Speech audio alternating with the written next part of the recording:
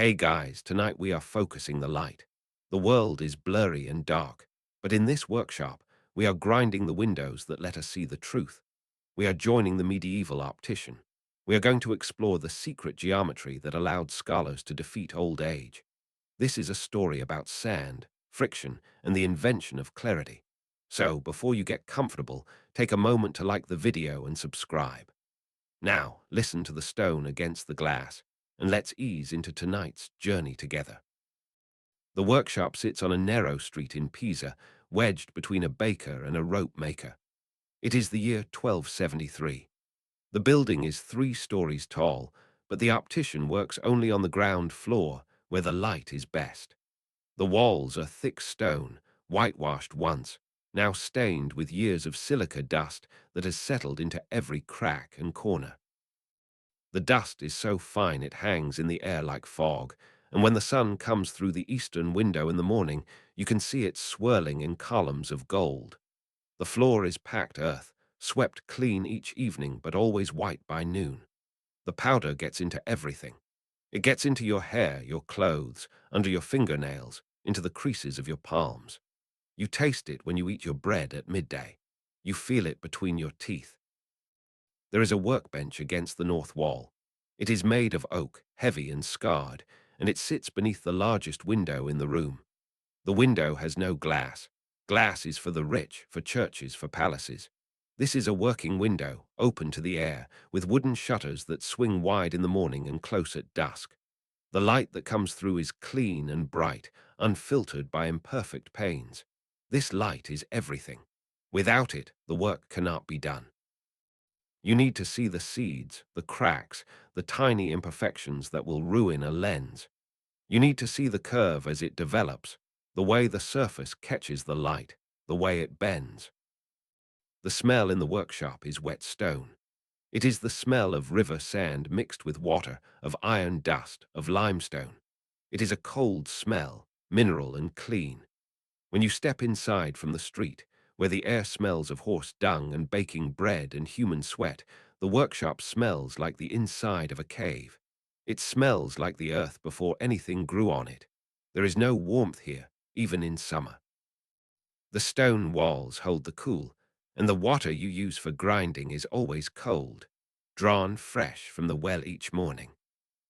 The optician is a man of perhaps 40 years, though it is hard to say. His hands are what you notice first. They are large and strong, but his fingers are long and careful.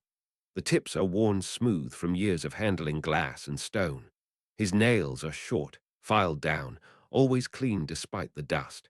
He wears a leather apron that hangs from his neck to his knees, stained dark with water and scored with tiny cuts. His sleeves are rolled to the elbow.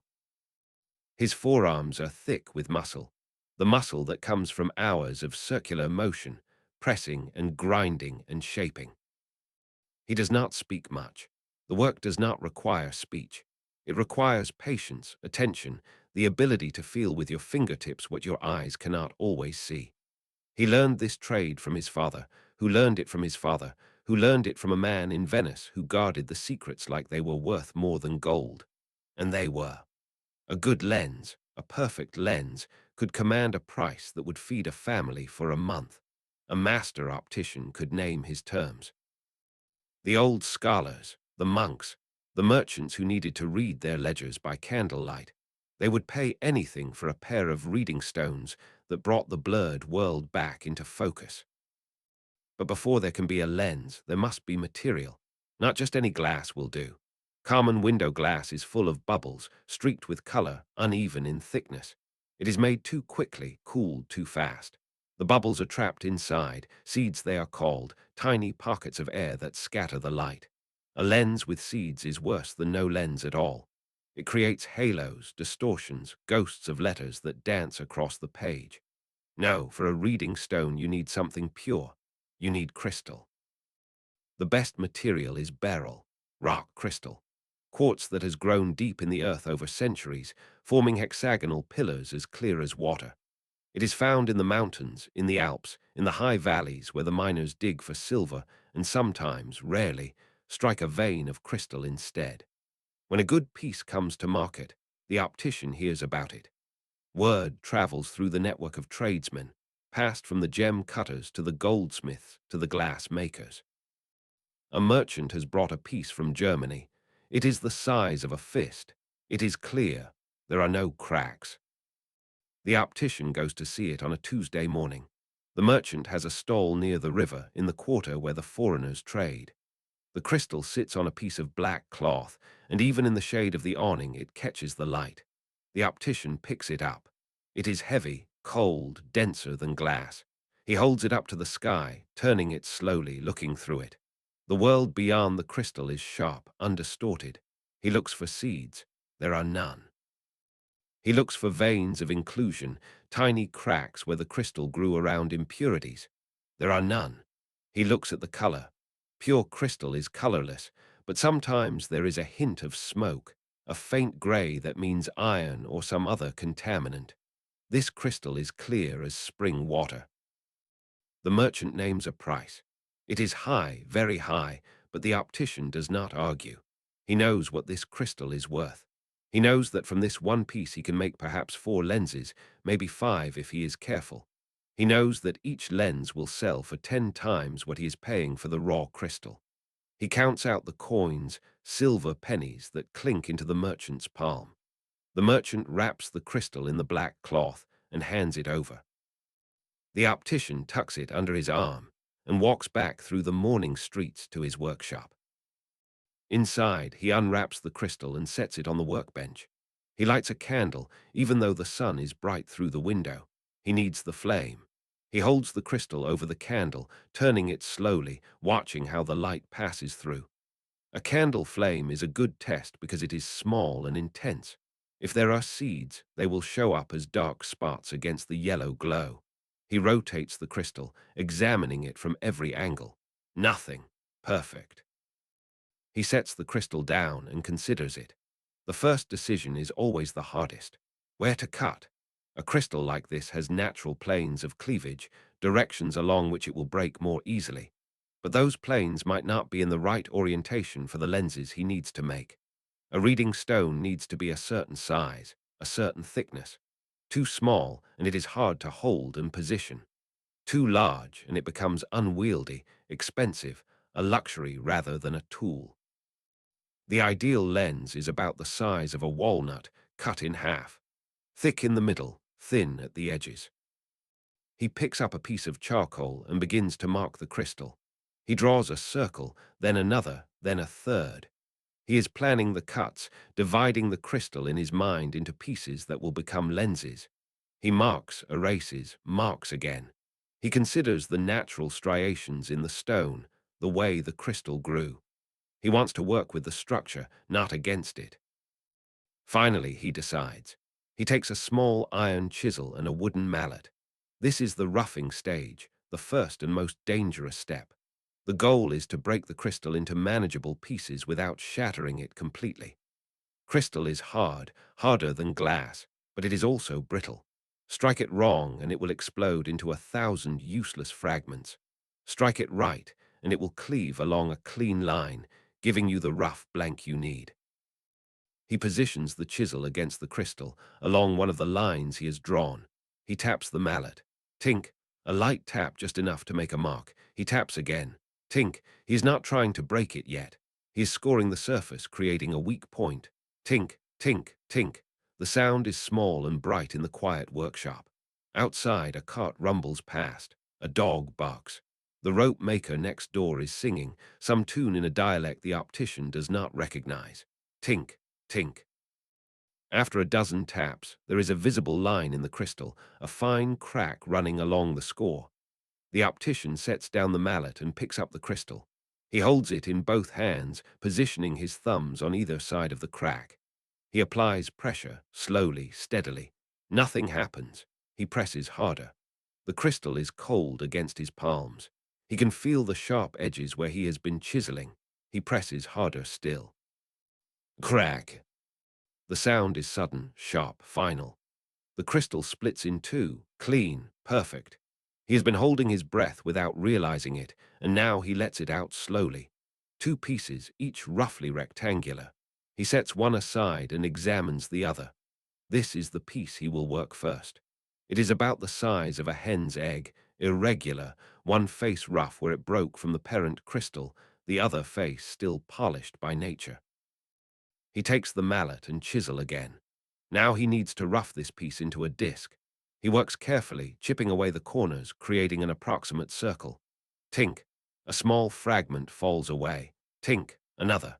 He rotates the crystal in his left hand, chiseling with his right, always working toward the center, removing the excess. Tink. Tink. Tink. The pile of crystal chips grows on the workbench, glittering in the sunlight. Each piece is waste, but even waste crystal has value. The chips can be ground into powder, used as an abrasive, sold to other craftsmen. The roughing takes the better part of an hour. When he is done, he has a disc of crystal perhaps 2 fingers wide, irregular around the edges, rough on both faces, but recognizably the shape that will become a lens.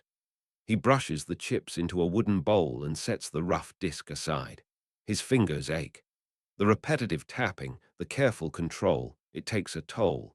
He flexes his hands, working out the stiffness. Now comes the real work, the grinding. Against the far wall of the workshop stands the grinding apparatus.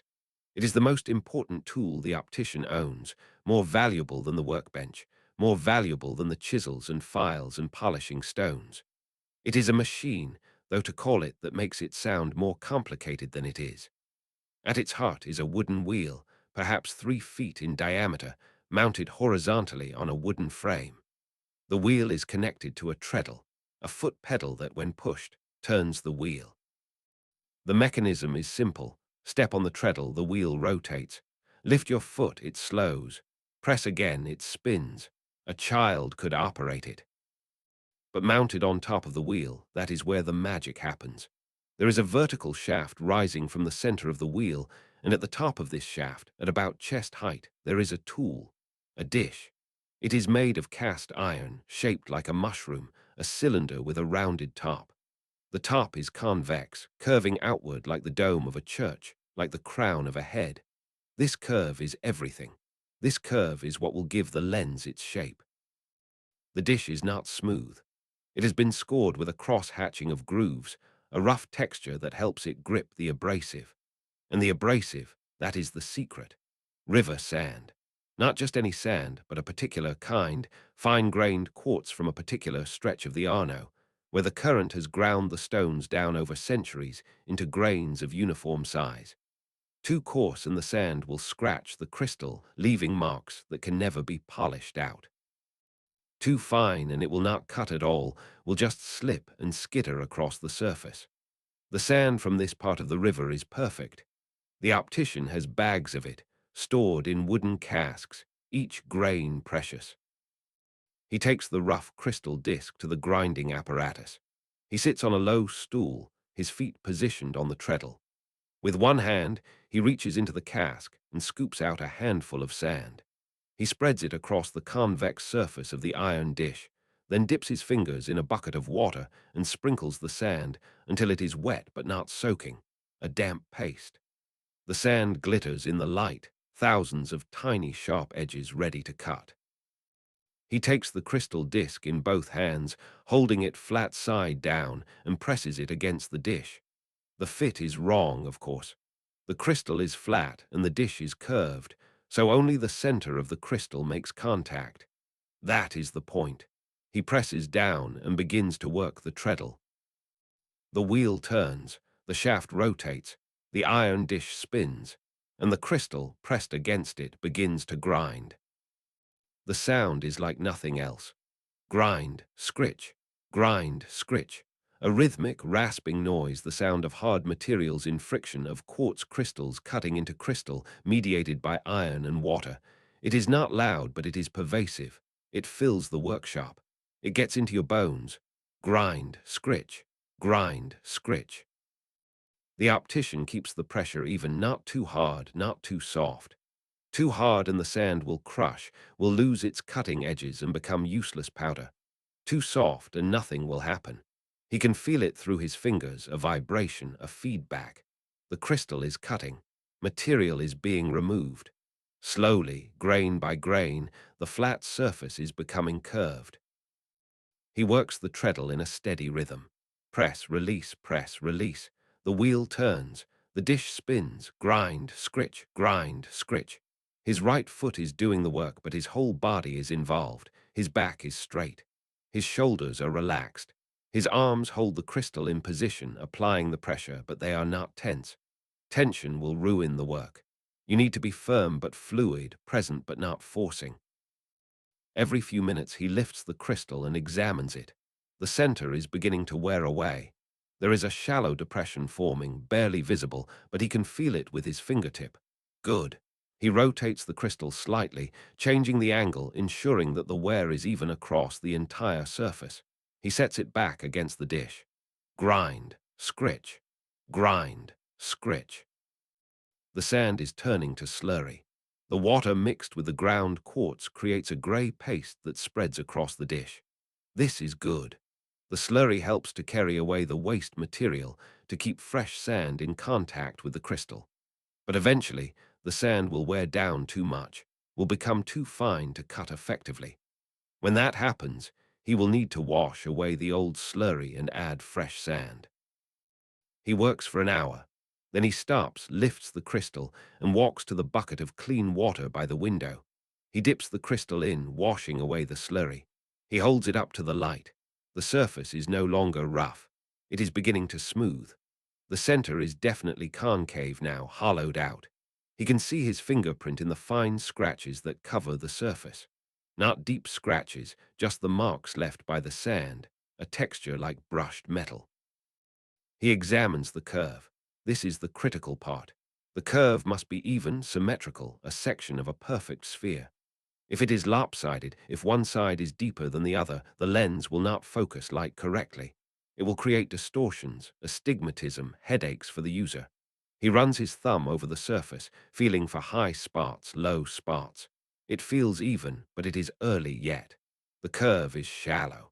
There is much more grinding to do. He returns to the apparatus. He wipes the dish clean with a rag, then adds fresh sand, fresh water. He seats the crystal against the dish and begins again. Grind, scritch, grind, scritch. The rhythm is meditative. There is no thought, only sensation. The vibration in the crystal, the resistance of the material, the spin of the wheel under his foot. The sound, grind, scritch, grind, scritch. Outside, the sun climbs higher. The light through the window shifts, becomes more vertical, harsher. The dust in the air is illuminated, a galaxy of particles suspended in the shaft of light. The optician does not notice. He is focused on the crystal, on the curve developing under his hands. Grind, scritch, grind, scritch. An hour passes, then another. He stops periodically to check the curve, to wash the crystal, to add fresh sand. Each time he examines it, the concavity is deeper. The scratches are finer. The surface is smoother. The crystal is transforming from a rough chunk of stone into something shaped, intentional, functional. This is the heart of the work. This is what separates the optician from the mere glass maker. Anyone can heat sand and blow a bubble of molten glass.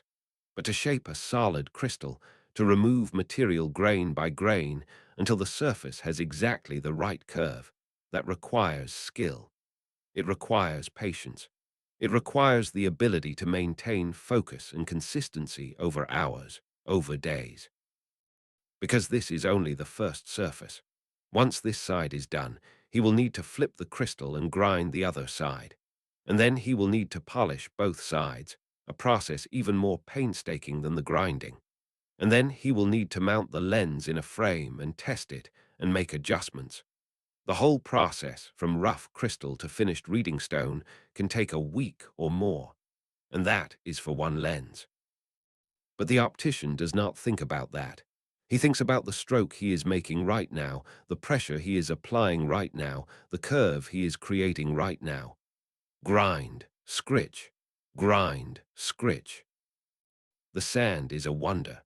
Each grain is a tiny blade, hexagonal, the same shape as the crystal it is cutting, because sand is nothing but crystal that has been broken down by time and water.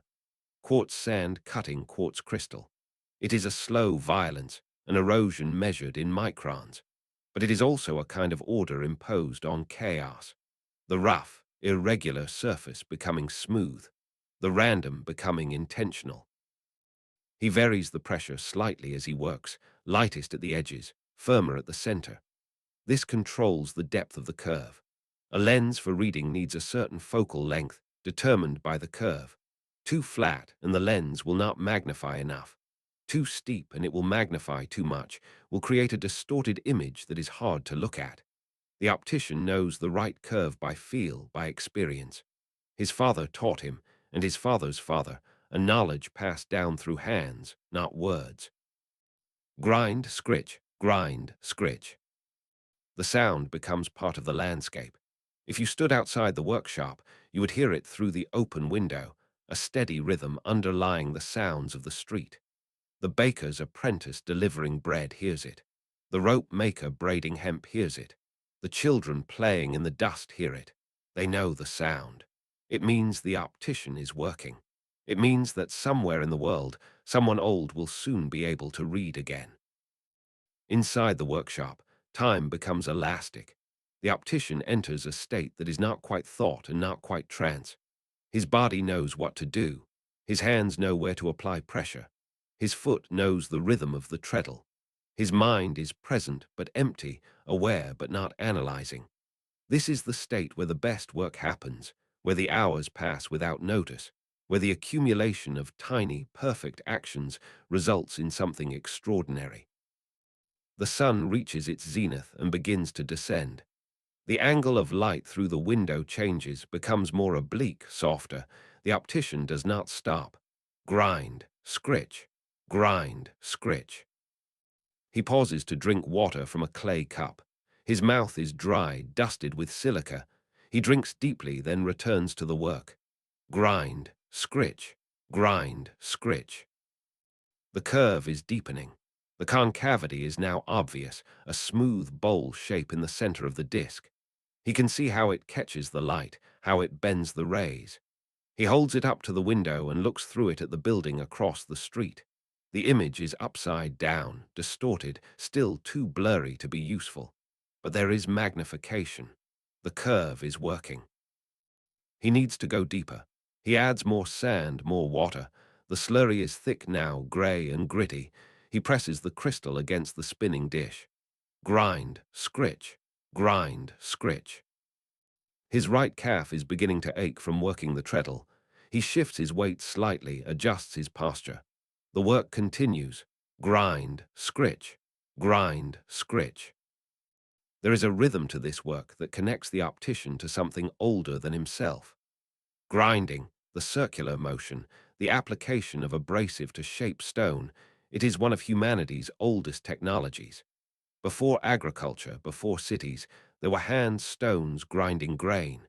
There were flint knappers grinding axes. The motion is in the blood, in the muscle memory of the species. But this is different. This is precision.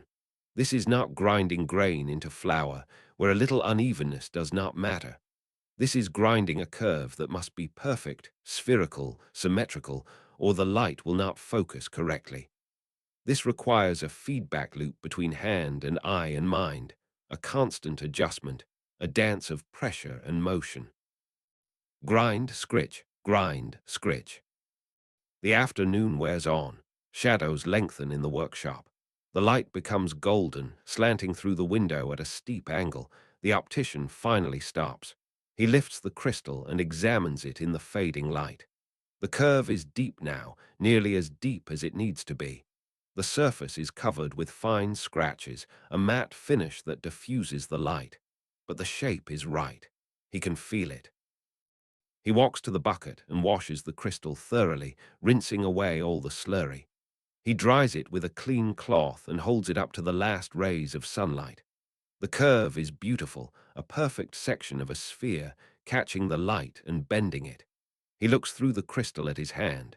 The image is still rough, still scratched, but he can see the magnification. His fingers look larger, closer. Good, the rough grinding is done. Tomorrow he will begin the polishing. But for now, the first surface is shaped. He sets the crystal on a piece of felt on the workbench, positions it carefully so it will not roll. He cleans the grinding apparatus, washing the iron dish, sweeping up the sand and chips of crystal that have accumulated around the base. The waste sand, full of ground crystal, is saved. It will be mixed with fresh sand for rougher work or sold to masons who use it for cutting stone. Nothing is wasted. He washes his hands in the bucket. The water turns milky with dissolved silica. His hands are cold, wrinkled from being wet all day. He dries them on his apron, then removes the apron and hangs it on a peg by the door. The workshop is quiet now. The grinding sound that filled the space all day is gone, and the silence feels heavy, thick. His ears are ringing slightly, a phantom echo of the scritch, scritch, scritch. He lights a small oil lamp as the last light fades from the window. The flame gutters, then steadies. He looks at the crystal sitting on its felt pad. Tomorrow it will be polished. The scratches will be removed, the surface will become transparent, and the curve will do its work, bending light, bringing the blurry world into focus. But tonight, it is just a piece of shaped stone, rough and clouded, waiting.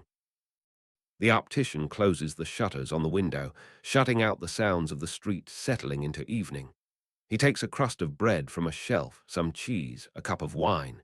He eats standing at the workbench, looking at the crystal. His back aches. His hands ache. His foot aches from the treadle. But there is satisfaction in the ache. It is the ache of progress, of material transformed, of work done well. He finishes eating and drinks the last of the wine. He blows out the lamp. The workshop goes dark. He climbs the stairs to the rooms above where he sleeps, where his life outside the workshop exists.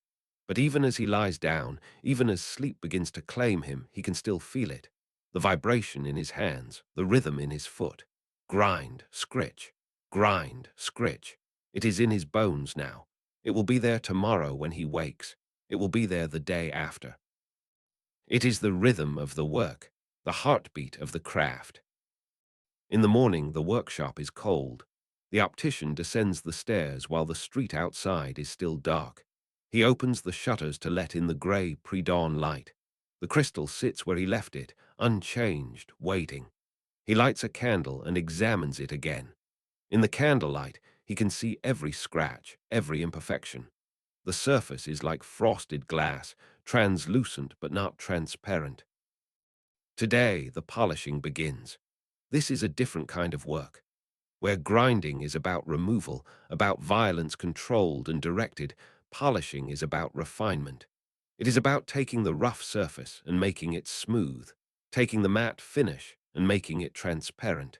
It is slower than grinding, more delicate, requires even more patience. The first step is to clean the grinding apparatus thoroughly. Any coarse sand left on the dish or in the mechanism will ruin the polish. He dismantles the iron dish from the shaft and carries it to the bucket. He scrubs it with a stiff brush, washing away every trace of the coarse sand. He rinses it 3 times, checking carefully for any remaining grit. Then he dries it and sets it aside. Now he needs a different dish. He has several, each one shaped for a different purpose. For polishing, he needs a dish that is slightly softer than iron. He selects one made of pewter, an alloy of tin and lead. Pewter is softer, will conform slightly to the crystal, will create a more intimate contact. He mounts this dish on the shaft, tightening the fitting carefully.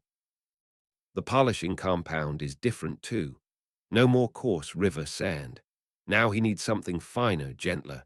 He has several options. Tripoli, a soft stone ground into powder, is good for initial polishing. Rouge, iron oxide, is better for final polishing, gives a mirror finish. He will use Tripoli first. He takes a small wooden box from the shelf and opens it. Inside is a grey-brown powder, fine as flour.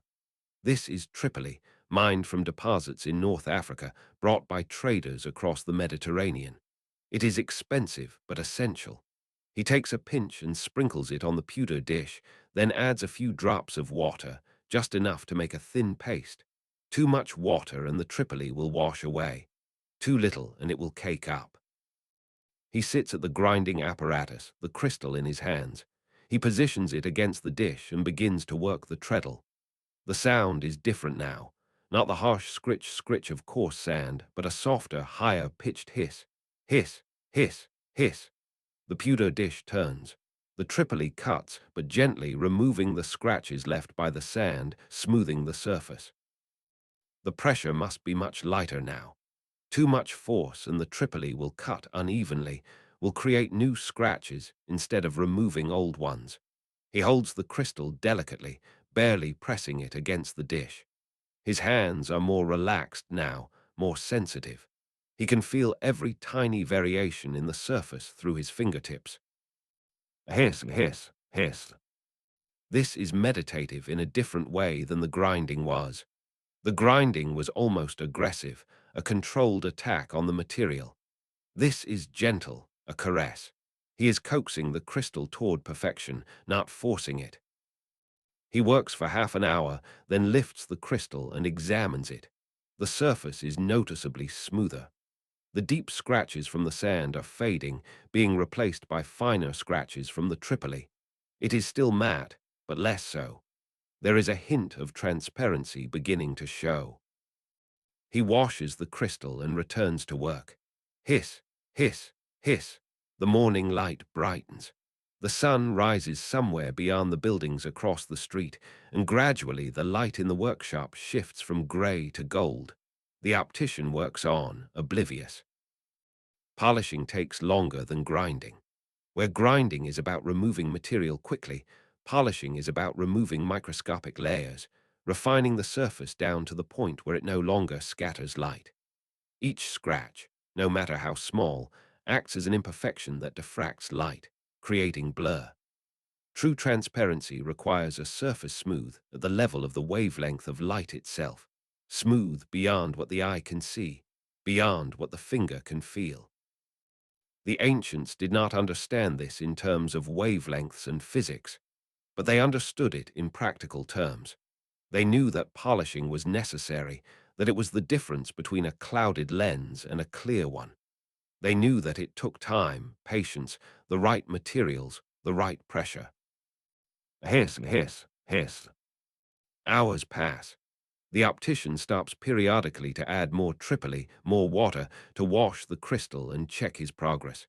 Each time, the surface is a little smoother, a little more transparent. He can begin to see through it now, though the image is still soft, indistinct. By midday, the tripoli polishing is done. He washes the crystal thoroughly, making sure no trace of the grey powder remains. He washes the pewter dish, washes his hands. Then he prepares for the final polishing. He has a third dish for this, made of wood covered with leather. The leather is very smooth, tanned, and stretched tight over the convex wooden form. He mounts this dish on the apparatus. Then he opens another box, this one containing a red powder. Rouge. Iron oxide, calcined and ground to an extreme fineness. This is the final polishing compound, the one that will bring the crystal to a true optical finish. He makes a paste with the rouge and water, spreading it thinly on the leather-covered dish. The leather will conform to the crystal even more than the pewter did, will create a polishing action that is gentle and even. He seats the crystal and begins the final polish. The sound now is barely audible. A soft whisper, the leather sliding against the crystal, the rouge working its magic. Whisper, whisper, whisper. The pressure is the lightest yet. He is barely touching the crystal to the dish, just enough contact for the rouge to work. This is the longest phase. The rouge removes material at an incredibly slow rate, but that is the point. It is not about cutting anymore. It is about perfecting. Every imperfection that remains is now microscopic, but even microscopic imperfections scatter light. The rouge removes them layer by layer, molecule by molecule almost. Whisper, whisper, whisper. The optician's mind is completely empty now. There is no thought of time, no thought of the finished lens, no thought of anything beyond the sensation of the crystal against the dish, the rhythm of the treadle, the sound. Whisper, whisper, whisper. The afternoon wanes. The light in the workshop grows golden again, slanting through the window. Still he works. Whisper, whisper, whisper. Finally, as the sun touches the rooftops across the street, he stops. He lifts the crystal and walks to the bucket. He washes it carefully, rinsing away every trace of the red rouge. He dries it with a soft cloth, and then he holds it up to the evening light. It is transformed. The surface is no longer matte or scratched. It is perfectly smooth, perfectly transparent. The curve is invisible now, detectable only by the way it bends the light. He looks through it at his hand. His fingers are magnified, clear, every line and wall visible in detail. The lens is working. He carries it to the window and looks through it at the buildings across the street. The image is sharp, magnified, inverted by the curve, a perfect reading stone. He sets it down on the felt pad, his heart beating a little faster despite himself. The first surface is complete. But there is another surface to grind. He picks up the crystal and examines the back side, still rough from the initial chipping. This will take another 2 days at least. The same process: rough grinding with sand, fine polishing with tripoli, final polishing with rouge. And the curve on this side must match the curve on the first side, or the lens will create distortions. He sets the crystal down. It is too late to start tonight. Tomorrow he will rough the second surface. Tonight he allows himself a moment of satisfaction. One side is done, and it is perfect. He has taken a chunk of stone and shaped it into something that can defeat blindness, that can give scholars a few more years of reading, that can allow merchants to keep their ledgers, that can bring the world back into focus for eyes dimmed by age. He closes the shutters, eats his evening meal, climbs the stairs. But before he sleeps, he comes back down one more time, carrying a candle. He holds the lens up to the flame and looks through it at the candle. The flame is magnified, wavering, huge, perfect. He smiles. It is a rare expression on his usually serious face. Then he blows out the candle and goes to bed. Tomorrow the work continues. Grind, scritch, grind, scritch. The rhythm that defines his days, the rhythm that brings clarity to a blurred world. The second surface calls to him in the morning. The crystal sits on the workbench, one side finished and perfect, catching the early light like a drop of frozen water. The other side is still rough, still marked with the chisel scars from the initial shaping. It looks wrong now, asymmetrical, half-formed. The optician runs his thumb over the rough surface, feeling the irregularities. Today this will change. He prepares the grinding apparatus, mounting the iron dish, checking that the wheel turns smoothly. He scoops river sand from the cask, the coarse grade he used yesterday. He spreads it on the dish with water, creating the familiar gritty paste. Then he takes the crystal, positioning the finished surface against his palm, the rough surface against the spinning dish. The sound begins again. Grind, scritch, grind, scritch. But now he is more confident. He knows what the finished surface should feel like under his hands. He knows the curve he is seeking. The first surface took exploration, discovery. This second surface is repetition, muscle memory, the same motion performed again with the accumulated knowledge of what came before. His foot works the treadle in the same steady rhythm. Press, release, press, release. The wheel spins, the dish turns. The sand cuts into the crystal.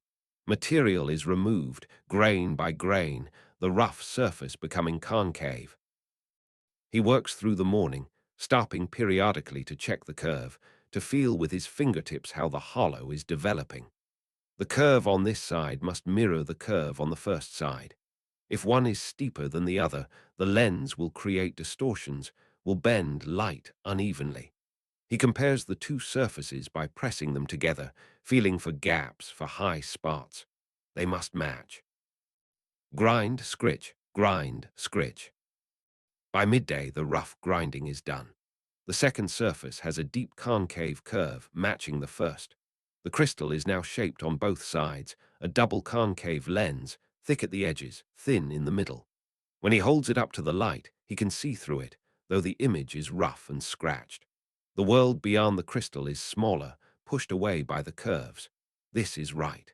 A reading stone should make things larger when held close, should magnify the tiny letters on a page. He washes the crystal, washes the dish, sets aside the coarse sand. Now comes the fining, the transition from rough work to fine. He needs sand that is finer, more uniform, will cut with less aggression and more precision. He has another cask for this, filled with sand that has been processed, sifted through cloth to remove the larger grains. What remains is powder fine, each grain smaller than a poppy seed. This sand will remove the deep scratches left by the coarse grinding, will begin the process of smoothing the surface. He prepares the dish with the fine sand and water. The mixture looks different now, more like mud than paste, smooth and grey. He positions the crystal and begins to grind. The sound changes immediately. No more harsh scritch-scritch. Now it is softer, higher-pitched, a kind of hiss. Hiss, shhh, hiss, shhh. The fine sand slides between the crystal and the iron, cutting, but without the aggressive bite of the coarse grains. The pressure must be adjusted. Fine sand cuts slowly. If he presses too hard, the grains will shatter, will become useless powder. He needs to let the sand do its work gently, patiently. He lightens his touch, barely pressing the crystal against the dish. Hiss, shhh, hiss, shhh. The rhythm is different too. The treadle moves faster now, the wheel spins more quickly. Fine grinding needs speed and light pressure, where coarse grinding needed slow power. His foot adjusts, finding the new tempo. Quick light taps on the treadle, the wheel spinning smooth and fast. Hiss, shhh, hiss, shhh. This phase is longer than the coarse grinding. The fine sand removes material so slowly that progress is measured in hours, not minutes. But the optician does not mind. This is part of the rhythm of the work, the slow refinement, the patient transformation. He has done this 100 times before. He will do it 100 times again. The light through the window shifts as the sun climbs and begins its descent. The optician works on, rotating the crystal periodically, ensuring even wear across both surfaces. Hiss, shhh, hiss, shhh. He stops to examine the crystal in the afternoon light. The surfaces are smoother now. The deep scratches are gone, replaced by finer ones, a texture like brushed silk instead of scored metal. He holds the crystal up to the window and looks through it. The image is still clouded, but less so. The shape is there. The magnification is there. Now it needs clarity. He returns to the apparatus. Fresh sand, fresh water. The work continues. Hiss, shhh, hiss, shhh. By evening, both surfaces are finely ground. He washes the crystal thoroughly and examines it in the last light of the day. The surfaces are smooth to the touch, but they are cloudy, translucent rather than transparent. The cloudiness comes from the microscopic scratches left by even the finest sand. Light scatters off these tiny imperfections, creating the matte finish. To make the lens transparent, to allow light to pass through without scattering, these scratches must be removed entirely. That is the work of polishing. But not tonight. The optician is tired. The repetitive motion, the constant attention, it drains something more than physical energy. He cleans the apparatus, stores the fine sand, washes his hands. He eats his evening meal and climbs the stairs, leaving the cloudy crystal on the workbench, waiting. The next morning arrives cold. Winter is coming to Pisa, and the workshop is drafty, the stone walls offering little warmth. The optician lights a small brazier near the workbench, more for comfort than heat. His breath mists in the air as he prepares for the day's work. He removes the iron dish from the apparatus, and replaces it with the pewter one. The softer metal will conform slightly to the crystal, will create more intimate contact, will polish more evenly. He takes down the wooden box containing the Tripoli powder and opens it. The grey-brown powder inside smells faintly of earth, of stone. It is not truly stone, but the remains of ancient organisms, silica skeletons compressed over millennia, then mined and ground. But to the optician, such origins do not matter. What matters is that it polishes glass better than anything else he has tried. He makes a thin paste with the Tripoli and water, spreading it on the pewter dish. Then he takes the crystal, checking one more time that both surfaces are clean, free of any coarse sand that might scratch during the polishing. Satisfied, he positions the crystal and begins. The sound is gentler than the fine grinding was, a soft hiss, almost a whisper. The pewter dish turns. The Tripoli works against the scratches, filling them in, smoothing them over, removing them layer by layer. Whisper, hiss, whisper, hiss. The pressure is very light now. Polishing is not about removal so much as refinement. Too much pressure, and the Tripoli will cut new scratches instead of removing old ones. He holds the crystal delicately, his hands relaxed, letting the Tripoli do the work. Whisper, hiss, whisper, hiss. This is where patience is tested. The change from cloudy to clear is gradual, almost imperceptible minute to minute. You work for an hour and the crystal still looks cloudy. You work for another hour and it still looks cloudy. And then, suddenly, almost without your noticing, there is a change, a hint of transparency, a glimpse of clarity. The optician works through the morning, stopping every half hour to wash the crystal and check the progress. Each time, it is a little clearer. The cloudiness is receding, condensing into smaller patches, smaller scratches. The light is beginning to pass through without scattering. Whisper, hiss, whisper, hiss. His back aches from hunching over the apparatus. His foot aches from working the treadle. But these aches are familiar, expected, part of the work. He shifts his weight, adjusts his posture, continues.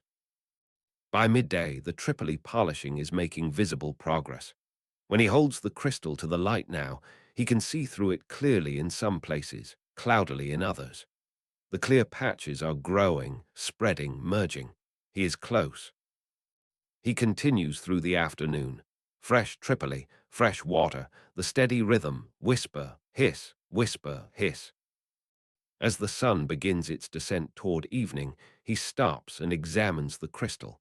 It is nearly transparent now.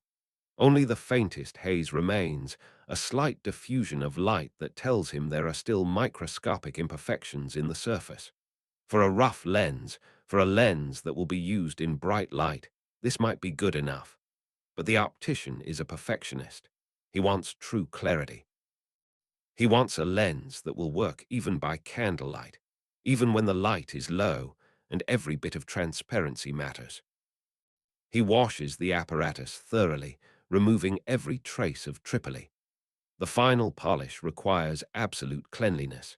Even a single grain of Tripoli left behind will create scratches that cannot be removed. He mounts the leather-covered wooden dish.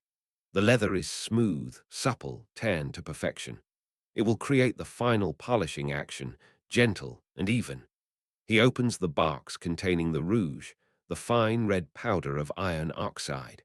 This is the finest polishing compound he has, ground to such fineness that the individual particles are invisible to the eye. He makes a paste with the rouge and water, thinner than the Tripoli paste, almost liquid. He spreads it on the leather with his fingertips, working it into the surface. Then he takes the crystal, positions it carefully, and begins the final polish. The sound is barely audible now. The softest whisper, the leather sliding against the crystal, the rouge working at a level almost beyond perception. The pressure is the lightest yet. He is barely touching the crystal to the dish, just enough contact for the rouge to work its magic. This is meditation.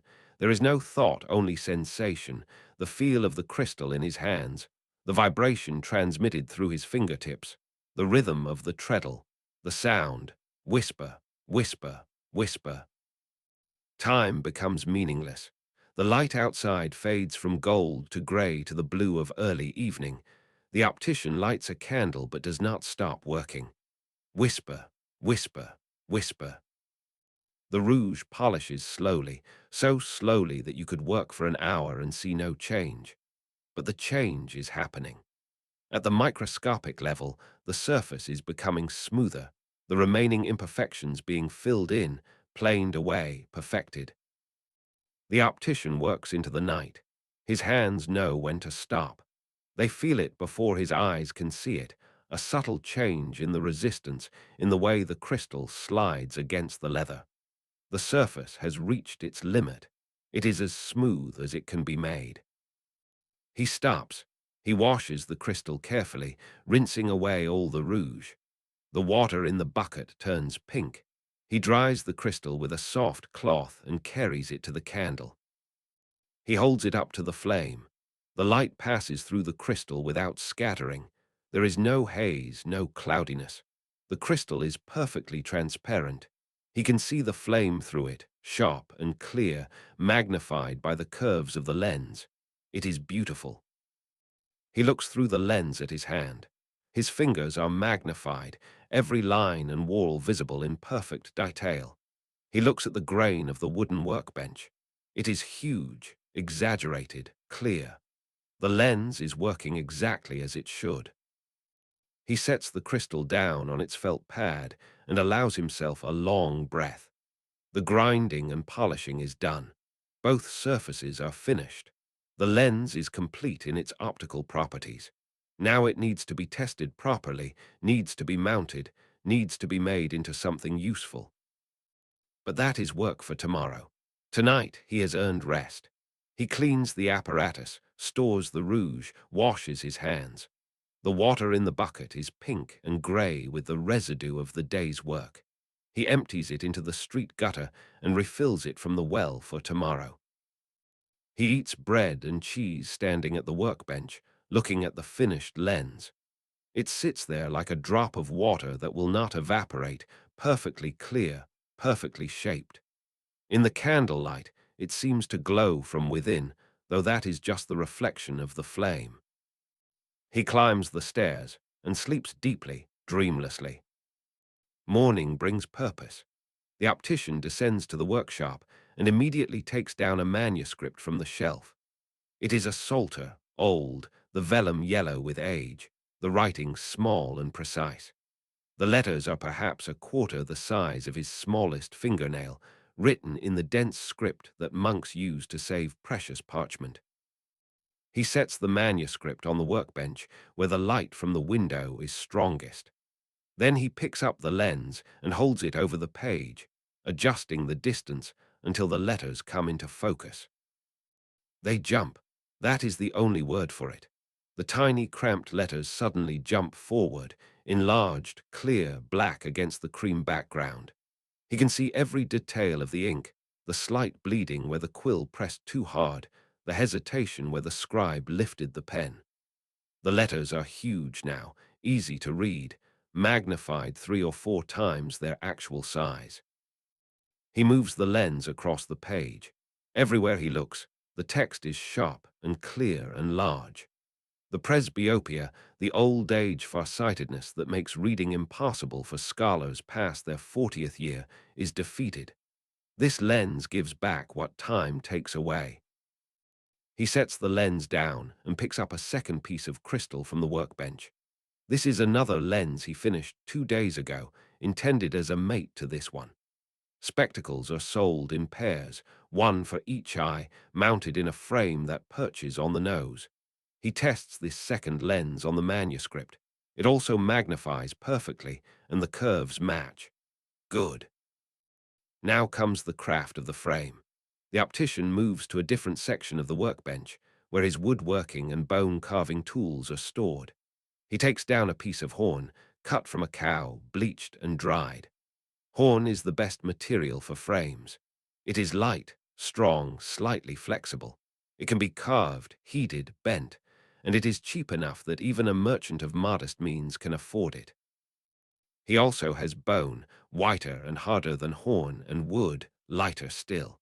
But for this pair of spectacles, he chooses horn. The customer who commissioned them is a notary, a man who spends his days writing contracts and wills, who needs to read small print in dim offices. Horn will serve him well. He marks the horn with charcoal, sketching out two circles slightly larger than the lenses. These circles will become the rims, the part of the frame that holds the glass. Then he sketches two handles, paddles that extend from the rims, each as long as his hand. These handles will be riveted together where they meet, creating a joint that can be adjusted to different widths to fit different noses. He takes a small saw and begins to cut. The horn is hard and the saw blade is fine-toothed. The work is slow and careful. He cannot afford to crack the horn or cut too far. Sawing, sawing, sawing. A different rhythm than grinding, a different sound. The rasp of steel teeth on horn, the slight squeal as the material parts. He cuts out the first rim, a circle with a paddle extending from it. Then the second, its mirror image. He lays them on the workbench and examines them. They are rough yet thick, the edges jagged from the saw. They need to be shaped, refined, made smooth.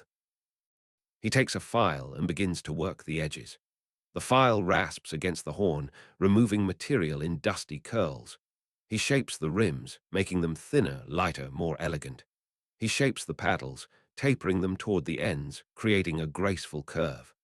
The horn dust accumulates on the workbench, mixing with the ever-present silica dust, creating a new kind of powder, brown and white mixed together. The filing takes hours. Each rim must be the same thickness all the way around, the same width, the same curve. The paddles must be symmetrical, must balance. He works slowly, checking frequently, comparing the two pieces to ensure they match. By afternoon, the rims are shaped. Now he needs to create the groove that will hold the lenses. He takes a small carving tool, a tiny gouge with a curved blade.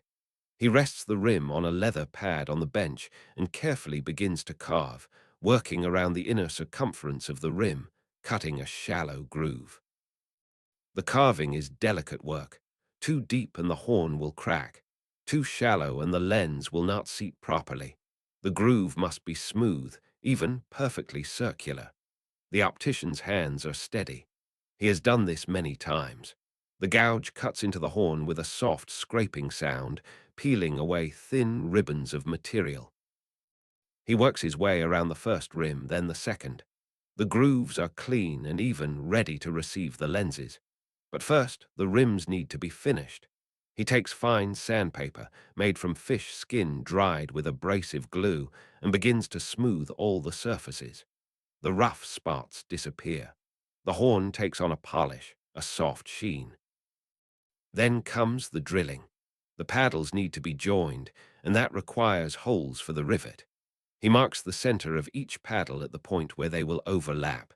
Then he takes a bow drill, a simple tool with a sharp bit rotated by pulling a bow back and forth. He positions the bit on the mark and begins to drill. The bow moves back and forth. The bit rotates, cutting into the horn. The sound is rhythmic, hypnotic, scritch, scritch, scritch. The bit goes deeper. Sawdust accumulates around the hole. He blows it away and continues drilling. The first hole is through. He examines it, holding the paddle up to the light. The hole is clean, round, perfectly placed. He drills the second paddle, positioning the hole carefully so it will align with the first when the paddles overlap. Now for the rivet. He takes a piece of brass wire, thick as a straw, and cuts a length slightly longer than the thickness of the overlapped paddles. He smooths the cut ends with a file, then inserts the wire through both holes. The paddles are now joined, but loosely. The wire slides freely. He places the joined paddles on an anvil, a small block of iron kept for just this purpose. Then he takes a light hammer and begins to tap the end of the brass wire. Each tap spreads the end slightly, flattening it, creating a head that will not pull through the hole. Tap, tap, tap. The brass is soft, malleable. The head forms quickly. He flips the assembly and works on the other end. Tap, tap, tap. A second head forms. Now the rivet is set, the paddles joined, but the joint is too loose. The paddles swing freely on the rivet. For spectacles to work, the joint needs friction. It needs to be tight enough that the paddles will stay in whatever position you set them, pinching against the sides of your nose. He takes the hammer and taps the rivet sideways, compressing it slightly. The paddles become harder to move. He tests the friction, opening and closing the joint. Still too loose. He taps again, and again. Each tap compresses the rivet a little more, increasing the friction. He works carefully because too much compression and the joint will seize completely, will not move at all. Finally, the friction is right. The paddles move when you push them, but they do not swing freely. They stay where you put them. This is the art of the rivet joint, this balance between movement and resistance. Now comes the fitting of the lenses. He takes the first rim and the first lens. The lens is slightly larger than the groove, which is intentional. He needs to heat the horn to make it expand, then fit the lens into the groove, then let the horn cool and contract around the lens, gripping it securely. He holds the rim over the brazier, warming it gently. Horn can scorch if heated too much, can blacken and weaken. He keeps it moving, rotating it so the heat distributes evenly. The horn becomes warm to the touch, then hard. It begins to soften slightly, to become more pliable. He removes it from the heat and quickly positions the lens over the groove. He presses down. The lens begins to slide into the groove, the softened horn yielding slightly, expanding to accommodate the glass. He presses firmly, evenly, all the way around. The lens seats with a soft click. He holds it there, not moving as the horn cools. He can feel the horn contracting around the lens, gripping it. After a minute, he releases the pressure. The lens is held firmly. He tries to push it out. It does not move. Perfect. He repeats the process with the second lens and the second rim. Heat, press, cool. The lens clicks into place. Both lenses are now mounted, secure in their horn frames. The spectacles are nearly complete.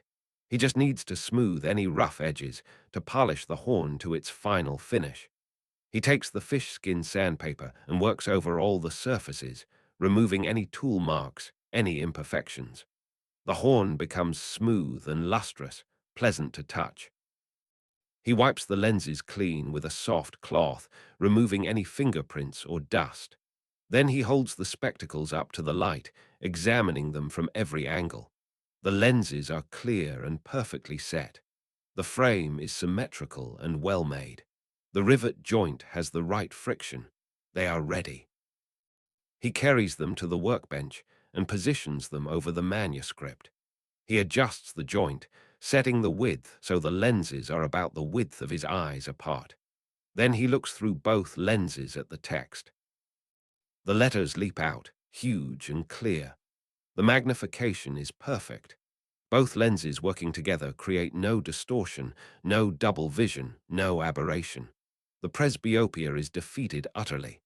An old scholar could read for hours with these, could work by candlelight, could study the finest print.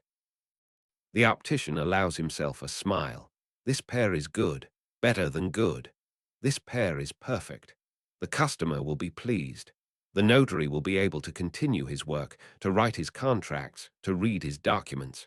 Age will not force him into retirement. These small pieces of carved crystal will give him years more of useful life. He sets the spectacles on a piece of felt. Now he needs to make a case for them, something to protect them, to keep them safe when not in use. Glass is fragile. Horn is strong but can crack. The spectacles need protection.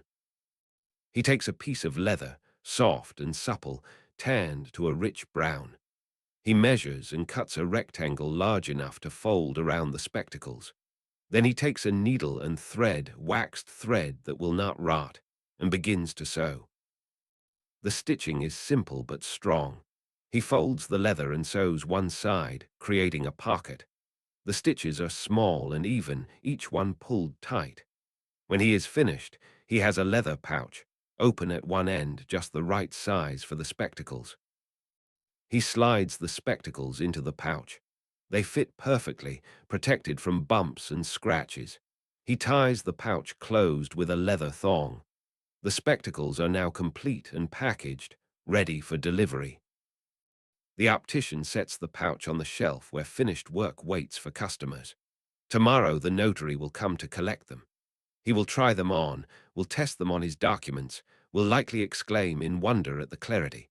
He will pay his coins, more coins than most men earn in a month.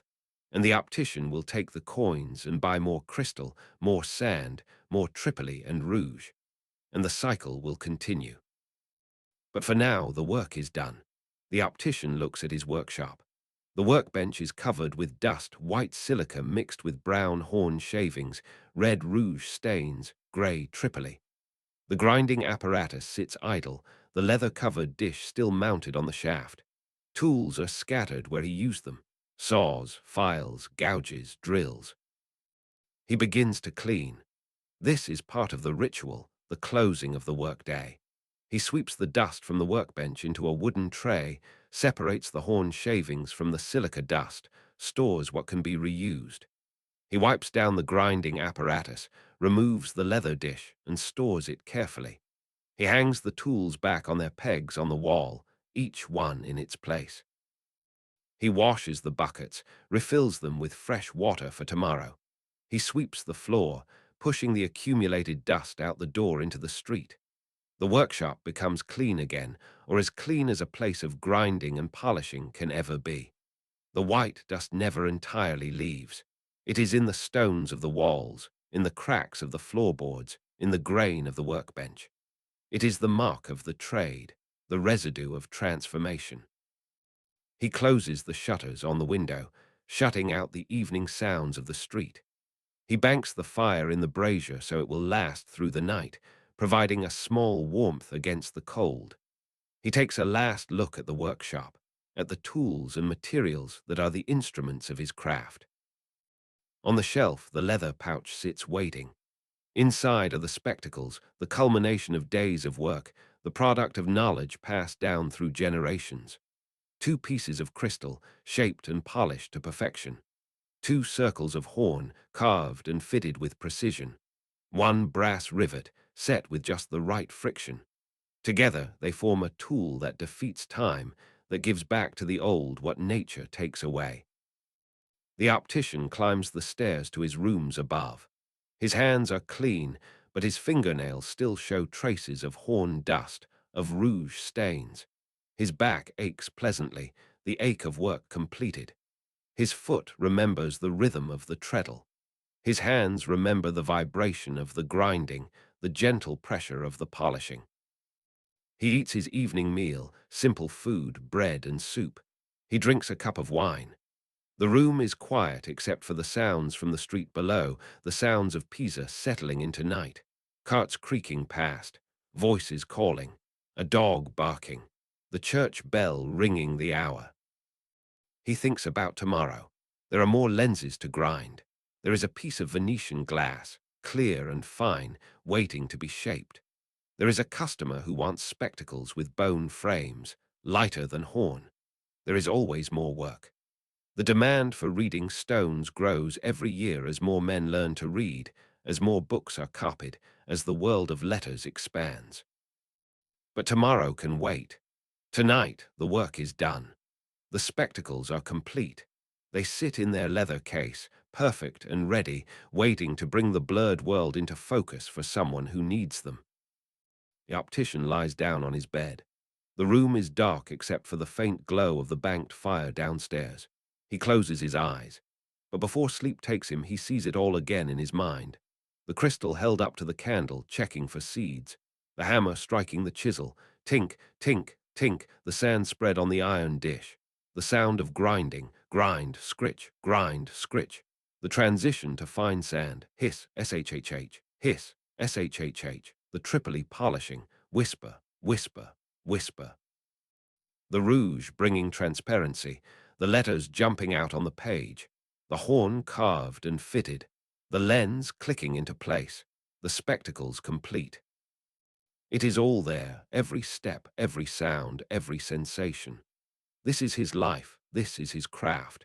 He is the optician, the grinder of lenses, the maker of clarity. Tomorrow he will do it again, and the day after, and the day after that. The rhythm of the work is the rhythm of his days. Sleep comes gently, his breathing slows, the sounds from the street fade. The workshop below is silent now, the dust settling in the darkness, covering everything with a fine white veil. And as the spectacles rest in their case, waiting to reveal the world tomorrow, the dust settles in the workshop. The work is done. Sleep well.